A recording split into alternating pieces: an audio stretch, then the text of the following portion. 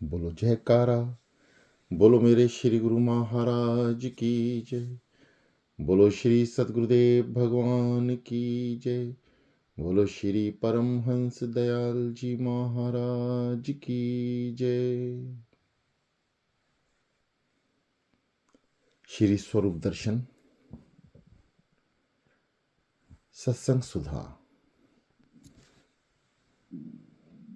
प्रारब्ध और पुरुषार्थ। एक बार सालम आश्रम में श्री सद्गुरुदेव जी विराजमान थे। एक दिन किसी भक्त ने सत्संग में आकर गुरुदेव से प्रार्थना की, महाप्रभु, प्रारब्ध से सब कुछ होता है या पुरुषार्थ से? मेरी दुविधा दूर कीजिए।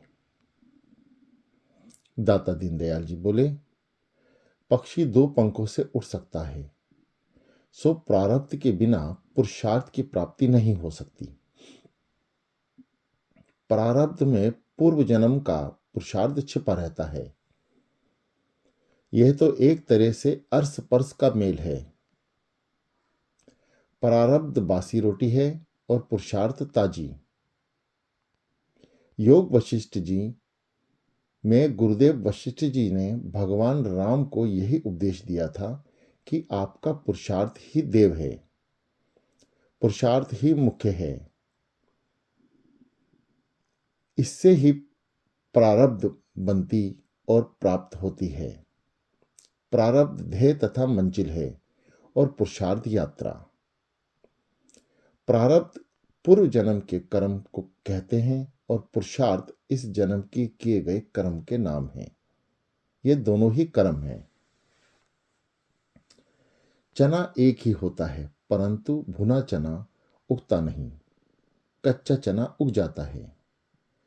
प्रारब्ध कच्चा चना है जो जन्म देने वाली है और पुरुषार्थ भुना चना है। यदि निष्काम कर्म किया जाएगा तो वह वही समाप्त हो जाएगा, नहीं तो जन्म लेकर फिर फल भोगने के लिए आना पड़ेगा। प्रारब्ध कुछ प्रबल मानी गई है क्योंकि इससे ये जन्म मिला है और इस रूप की प्राप्ति हुई है। प्रारब्ध अनुसार ही कर्म भोगे जाएंगे। यह कम और ज्यादा नहीं हो सकती। यह शरीर कर्म भोगने के लिए मिला है। कर्म भोग का यह स्थान है।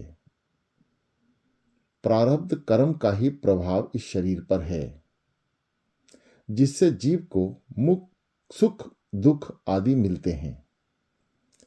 किसी तत्ववेता महापुरुष की कृपा से यदि ये जीव अपने पुरुषार्थ से इस शरीर का संबंध अपने से जुदा कर ले तो कर्म बंधन से छुटकारा पा सकता है, परंतु कोई विरला व्यक्ति ही पुरुषार्थ करता है। एक समय भगवान कृष्ण ने गोपियों के द्वेष भाव को दूर करने के लिए एक लीला रचाई। प्रभु कहने लगे कि मेरे पेट में बहुत दर्द है। तब गोपियां उनकी यह दशा देखकर बहुत व्याकुल हो गई। भगवान श्री कृष्ण ने कहा, आप में से जो कोई एक अपने पांव धोकर ये जल मुझे पिलाए तभी मेरी पीड़ा दूर होगी। परंतु ये याद रखो कि जो अपने पांव धोकर मुझे पानी पिलाएगा उसे नरक भोगना पड़ेगा। प्रभु के वचन सुनकर सभी गोपियां पाप के विचार से भयभीत हो गई। अब उन्होंने फैसला किया कि राधा को बुलवाया जाए। तत्काल अपना द्वेष भाव छोड़कर उन्होंने राधा को बुलवाया। राधा जी ने आते ही अपने चरण धोकर वह जल भगवान को पिला दिया। यह देखकर सभी गोपियां चर्चा करने लगी कि बस अब राधा को नरक जाना पड़ेगा। प्रभु ने भी राधा से कह दिया कि बस इस पाप के बदले नरक जाने की तैयारी कर लो। तब राधा ने प्रार्थना की, मेरे स्वामी, यदि मैं आपकी बनकर नरक जाऊं तो इससे बढ़कर मुझे क्या खुशी हो सकती है। आपके साथ तो मुझे नरक भी बैकुंठ जैसा लगेगा। भगवान श्री कृष्ण बोले, हम तेरे साथ नरक क्यों चाहेंगे। राधा ने उत्तर दिया, यदि मैं संपूर्ण रूप से आपकी बन गई तो क्या ये चरण मेरे मेरे ही रहे? यदि यह मेरे हैं तो अवश्य नरक जाऊंगी, और यदि आपके हैं तो चाहे उन्हें धोकर पियो, नरक जाओ या स्वर्ग जाओ, मैं आपके साथ ही जाऊंगी। इस प्रकार का किया हुआ पुरुषार्थ कर्म चक्र को काट सकता है। वास्तव में प्रारब्ध प्रबल है, जो कि पुरुषार्थ को भी अपनी शरण में प्रेरणा से कराती है। परंतु सब कार्य पुरुषार्थ से ही सिद्ध होंगे, क्योंकि पुरुषार्थ ही सर्व कर्मों में शिरोमणि है। ज्ञानवान पुरुषार्थ करते हुए भी प्रारब्ध पर ध्यान रखते हैं और पुरुषार्थ नहीं छोड़ते। सत्संग वचन झंगनगर। मुक्त का जिज्ञासु। झंगनगर के प्रेमी श्री गणपत राम जी लाहौर से स्टेशन मास्टर ने एक दिन प्रार्थना की, दीनदयाल जी, मुक्ति का स्वरूप क्या है और यह किस विधि से प्राप्त होगी? श्री गुरुदेव बोले, गुरुमुख प्रेमी, मोक्ष प्राप्त करने से पहले यह जान लो कि मुक्त किसको करना है। मेल दूर करने के लिए कपड़े को साबुन लगाया जाता है, क्योंकि मेल ने कपड़े की सफेदी को ढांप रखा है। कपड़े को मेल से मुक्त करना है। आपका तत्व स्वरूप सदा मुक्त है। आप अविनाशी परमात्मा के अंश हो। यद्यपि सागर का जल अथाह है, जिसका अनुमान लगाना मुश्किल है, तथापि चुल्लू भर पानी का भी वही स्वाद है जो सारे समुद्र का है। इसी तरह उस महासागर सच्चिदानंद प्रभु की अंश होने से आप भी सत्यचित आनंद स्वरूप हो। समुद्र में अनेक जंतु और जहाज इत्यादि चलते फिरते हैं, परंतु उस चुल्लू में नहीं चल सकते। जब उस चुल्लू भर पानी को सागर तक ले जाने का प्रयत्न ही मोक्ष का साधन कहलाता है। जब तक इस जीव ने अपने आप को प्रकृति के अधीन समझकर जन्म मरण वाला मान रखा है, तब तक ही आवागमन के बंधन में है। संसार केवल संकल्प और विचार के आधार पर बना है। जब संकल्प शांत होगा तो यह संसार होता हुआ भी दिखाई ना देगा। ज्ञान रूपी सूर्य उदय हुआ तो संसार प्रतीत ना हो सकता। तभी मानसिक शांति की प्राप्ति हुई। अपने संकल्प विकल्प को समाप्त करना ही मुक्त होना है। जब संकल्प ना रहा तो आना जाना कैसा? अब संकल्प कैसे समाप्त होगा? आतिशबाजी चलाने वाला पहले चक्र को साधारण चला देता है। इसके बाद उसी आतिशबाजी द्वारा भरे हुए बारूद की शक्ति से यह चक्र तेजी के साथ घूमने लगता है। इसी तरह विचारवान तत्वदेता पुरुष प्रारब्ध के लिए थोड़ा प्रत्ययन जरूर करता है, परंतु फिर प्रारब्ध स्वयं प्रकट होकर प्राप्त होता है, जिसकी रचना पूर्व जन्म में इसी जीव ने की थी। सर्वसाधारण जीव अपनी अज्ञानता से प्रारब्ध को ना समझकर दौड़ भाग करते हैं और उन्हें विश्वास होता है कि हमारे पुरुषार्थ से ही फल मिला है। ऐसे लोग पुरुषार्थ करते हुए भी संकल्प विकल्प के दास बनकर सदा चिंतातुर रहते हैं। अर्जुन को भगवान कृष्ण ने यही उपदेश दिया कि जीव दुखी तब होता है जब वह बीते समय को याद करके कहता है कि यदि मेरी इच्छा अनुसार समय व्यतीत होता तो कितना अच्छा था। अब पता नहीं भविष्य में कैसे समय आएगा। यही दो अवस्थाएं दुख देने वाली हैं। वर्तमान अवस्था को भी अपनी इच्छा से बिताने का यत्न करता है, परंतु ठीक ना व्यतीत होने पर दुखी हो जाता है। संसारिक व्यक्ति केवल दुख से छुटकारे को मुक्ति कहते हैं, परंतु जब मोक्ष प्राप्ति के लिए पुरुषार्थ करना पड़े तब वे कहते हैं कि हम तो गृहस्थी हैं, क्या करें। मोक्ष का जिज्ञासु चाहे गृहस्थी हो या त्यागी, तत्ववेता महापुरुष की संगत में जाकर उनके वचनों पर दृढ़ विश्वास करके अपना जीवन वैराग्य में बना लें।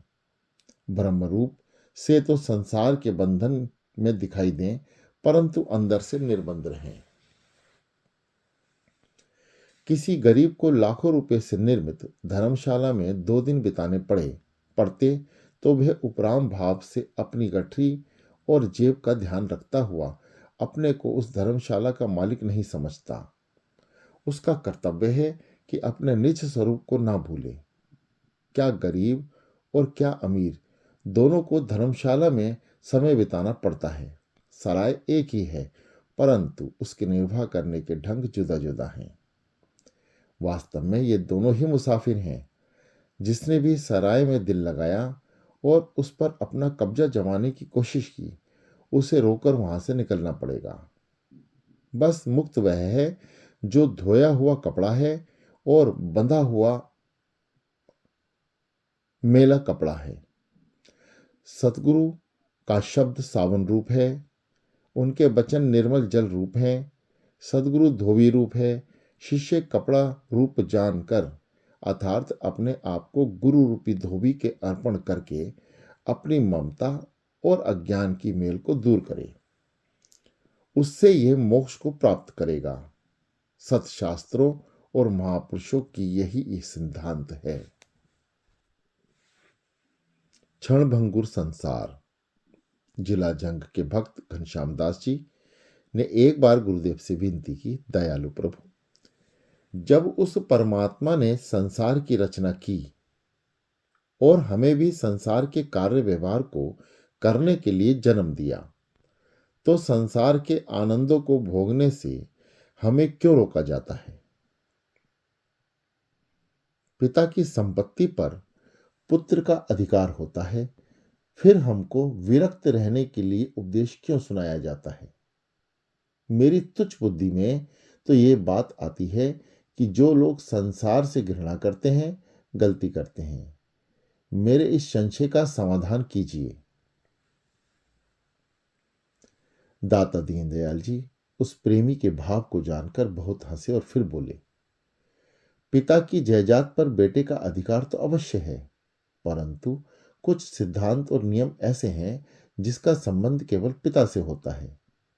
जैसे पिता अपनी पत्नी को पत्नी कहता है, परंतु पुत्र उसे माता कहे तो अच्छा है। पिता अपनी लड़की कहेगा, परंतु पुत्र उसे बहन कहे तो अच्छा है। आपका संशय अनुचित है। आप विष और अमृत को समान रूप से प्रयोग करना चाहते हो, परंतु ये दोनों अलग अलग काम करेंगे।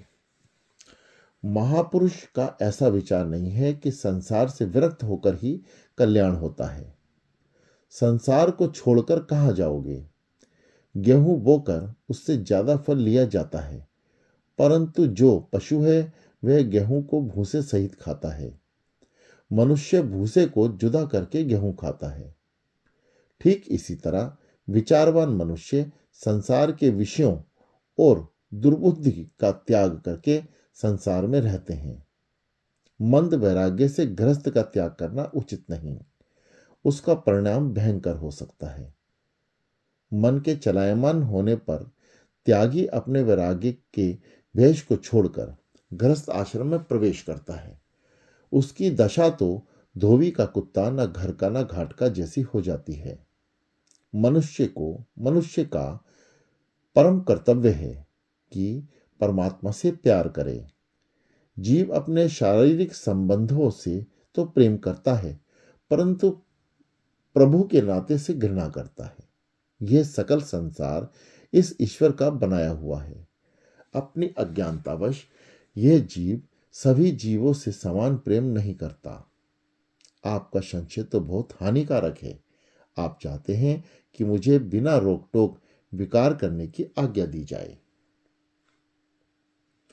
एक ही वस्तु से इस शरीर की रचना हुई।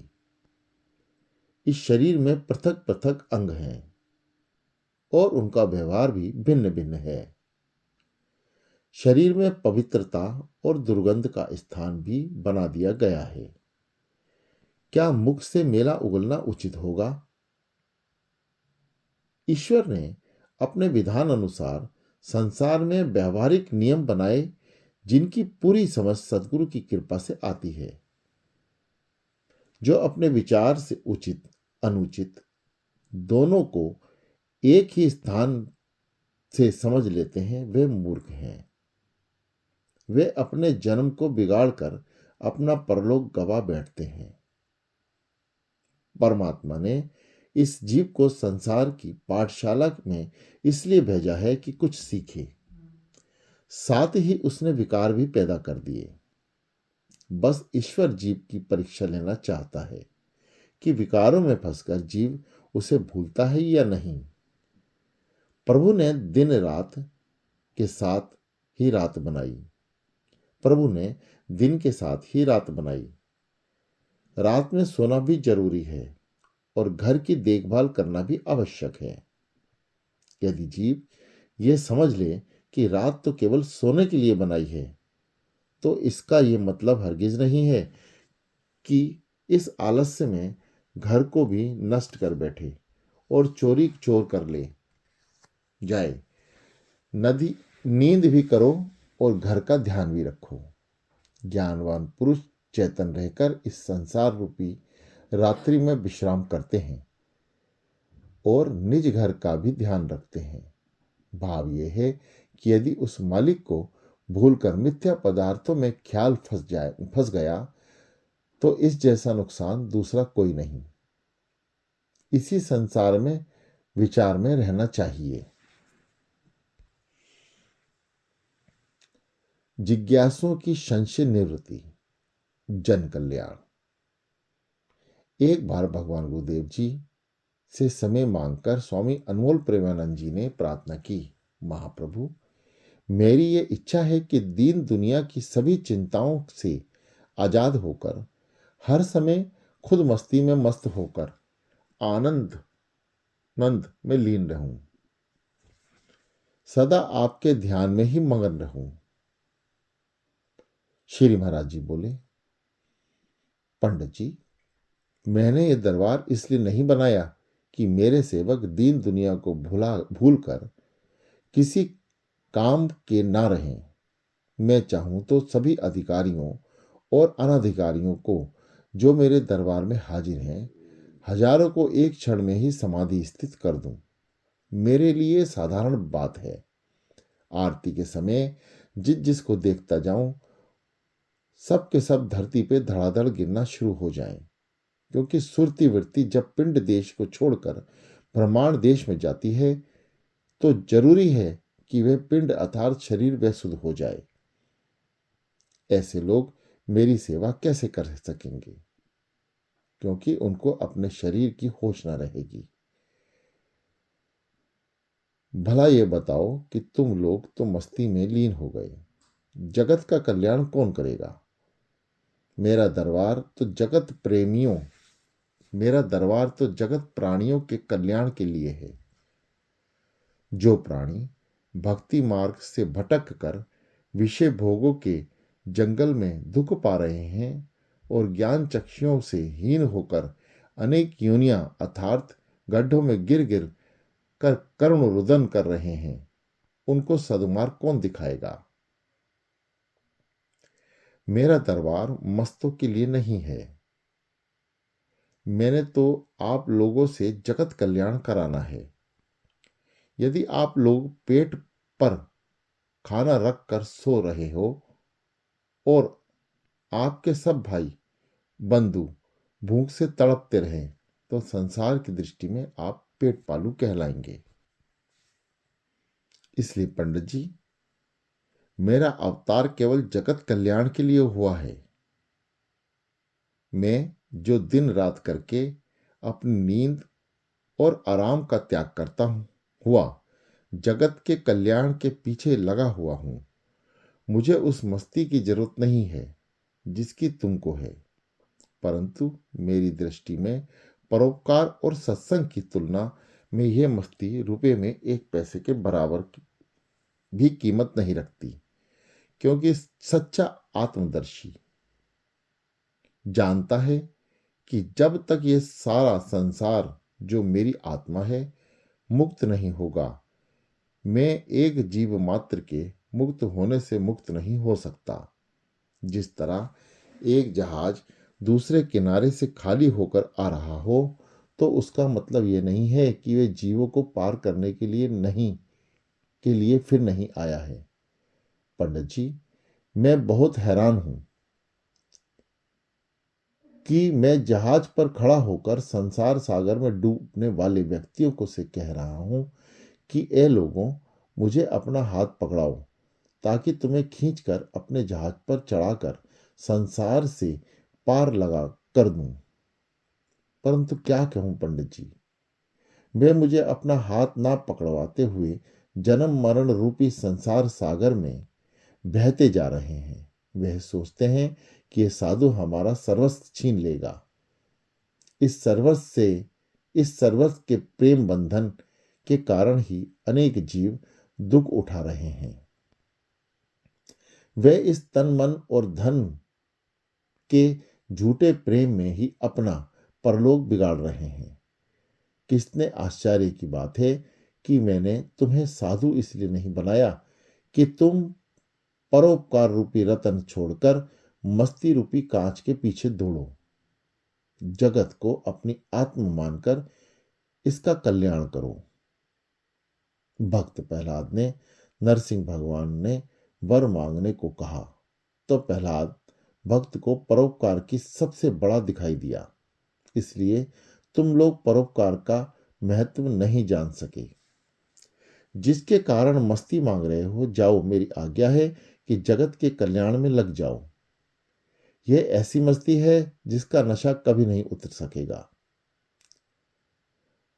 रजिया निवासी श्री करमचंद जी तथा श्री रखामल जी महाप्रभु के बाल बनाने की सेवा हजामत किया करते थे। एक दिन स्वाभाविक ही करमचंद जी ने यह भावना प्रकट की कि गुरुदेव, हमें भी भजन का आनंद बख्शिए। ऐसी कृपा कीजिए कि हम समाधि स्थित हो जाएं।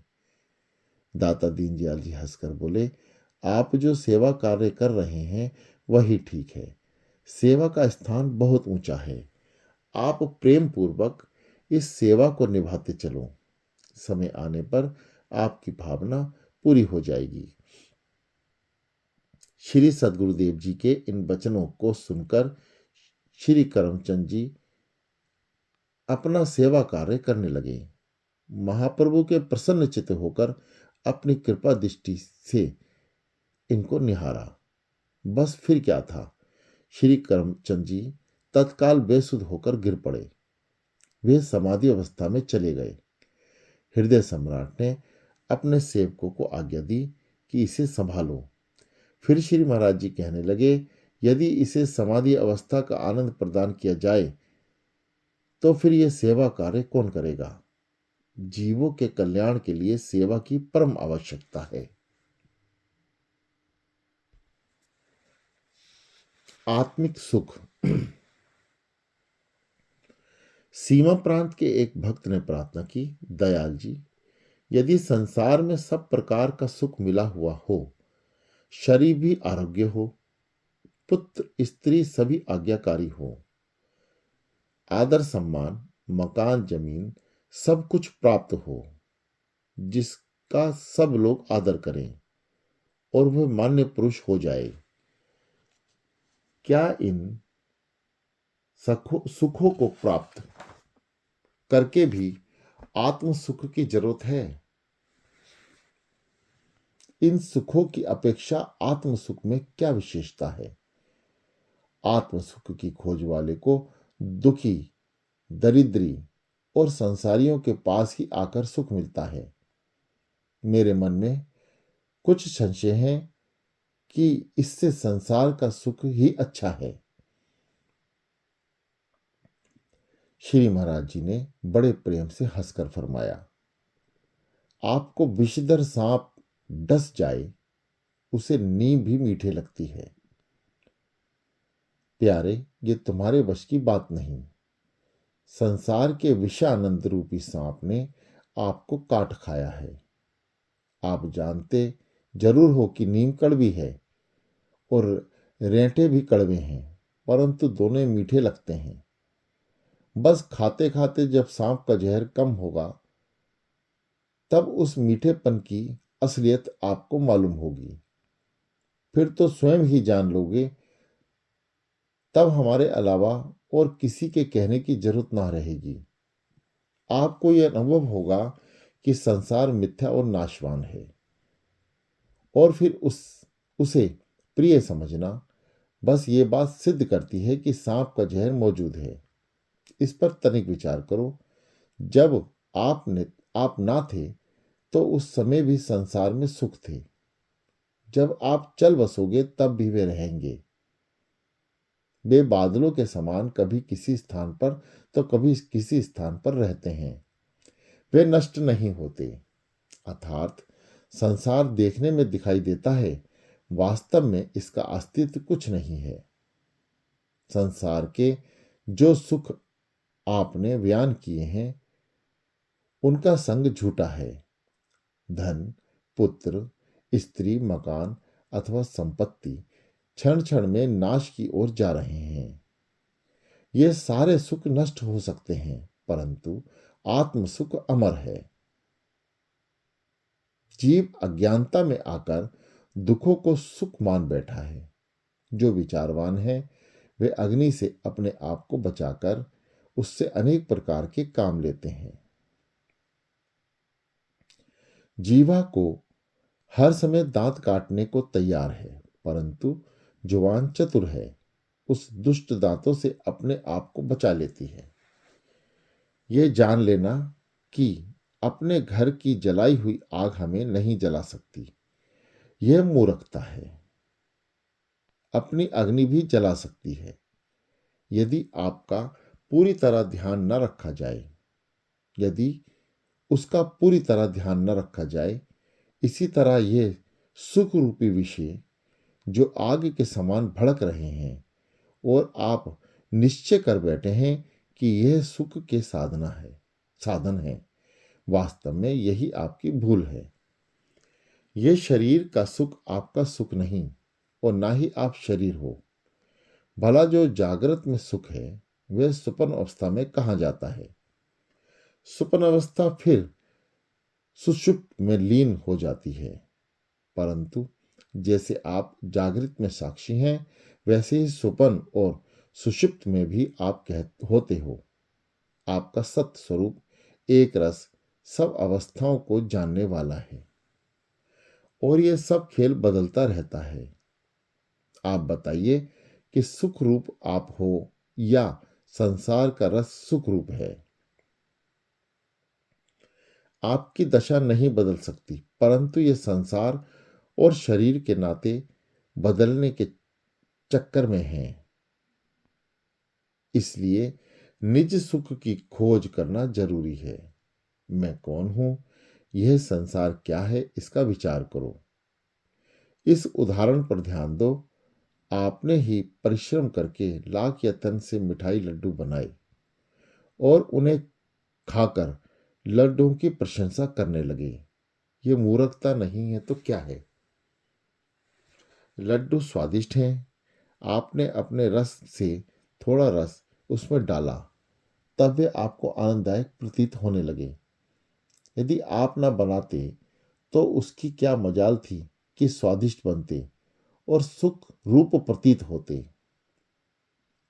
इसलिए प्रेमी, अपने सुख की खोज करो, और जो आपने कहा है कि आत्मदर्शी भी अंत में गृहस्थी के आकर सुख पाते हैं, वे बेकार होते हैं। उनको भी यह सुख मिलता है, यह कहना भी महापाप है। भला यह पाप नहीं तो क्या है? जो उपकारी तत्ववेता महापुरुष होकर भी गृहस्थी का आश्रय लेता है, क्या वह तत्ववेता है? वह तो उन महापुरुषों का उपकार है जो महादुख में जलते हुए अज्ञानी जीव को घर आकर ठंडक पहुंचाते हैं। कोई कहे कि चौकीदार दुखी है और नींद करने वाले सुख रूप।